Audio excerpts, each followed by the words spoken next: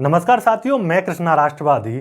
आपको बिल्कुल ही अचंभित करने की आवश्यकता नहीं है। प्राय हमारे भारत देश में ऐसा होता रहता है। कभी एक बाबा भागता है तो कभी दूसरा बाबा भागता है। कभी एक बाबा की पोल खुलती है तो कभी दूसरे बाबा की पोल खुलती है। कभी एक बाबा महिलाओं के वस्त्र पहनकर भागता है तो कभी दूसरा बाबा नागपुर से राम कथा को बीच में ही छोड़कर भागता है।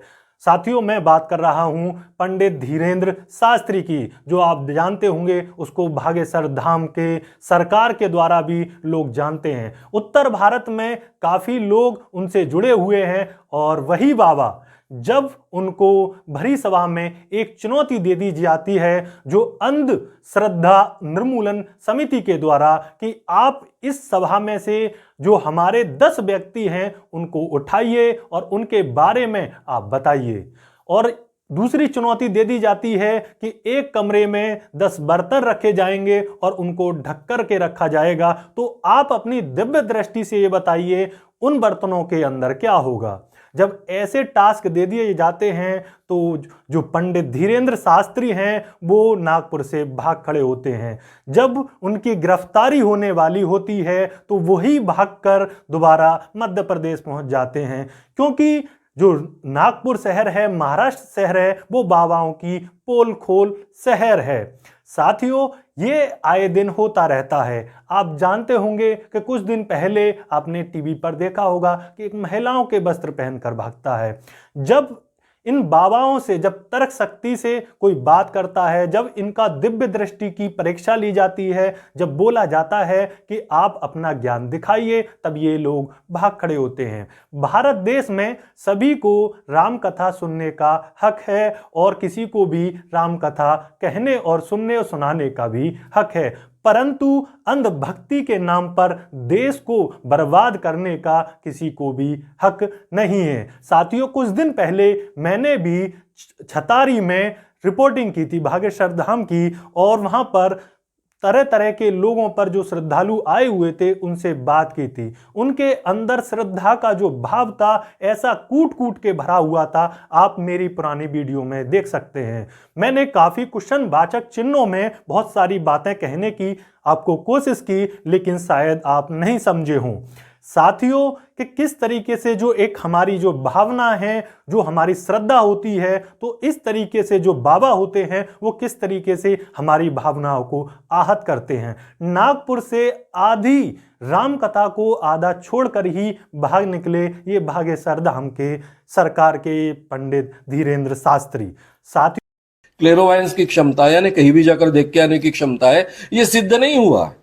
अगर ये बाबा सिद्ध करते हैं, धीरेंद्र स्वामी जी सिद्ध करते हैं, तो पूरे दुनिया के लिए कितना बड़ा उदाहरण होगा कि हमारे भारत में एक दिव्य दृष्टि वाला आदमी है। 26 साल का लड़का होने के बावजूद इतनी बड़ी दिव्य दृष्टि उनको प्राप्त हुई है। पूरी दुनिया आपके चरणों पर माथा टेकेगी। तो ये सिद्ध करने की जिम्मेदारी है कि नहीं उनकी? ये पहली बात होगी। दूसरी बात, ये कमेटी की ओर से, जिसका मैं नाम ले रहा था, जादू टोना विरोधी कानून, उनके तहत उन पर गुनाह दायर करने की रिक्वेस्ट मैंने ऑलरेडी यहाँ के जो प्रमुख दक्षता अधिकारी होते हैं, एसीपी क्राइम, उन तक दी है।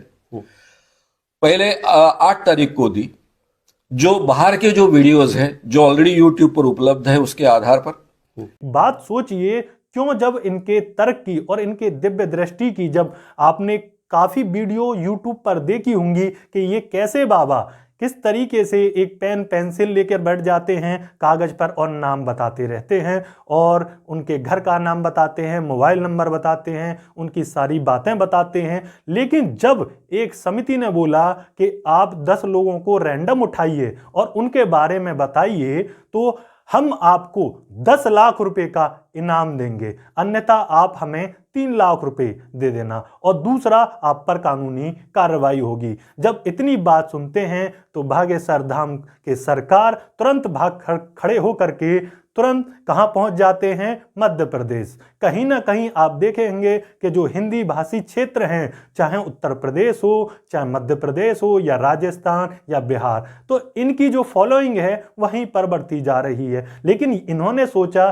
शायद महाराष्ट्र को भी और नागपुर को भी हम राम कथा के जरिए, अपनी अंधभक्ति के जरिए, हम अपने दिव्य ज्ञान जो हमने अब तक यूट्यूब पर सैकड़ों वीडियो में देखा है, उसके जरिए वहां के लोगों को भी मूर्ख बना सकते हैं। परंतु जैसे ही अंधभक्ति अंधश्रद्धा निर्मूलन समिति ने उनकी परीक्षा ली तो वो भाग खड़े हुए।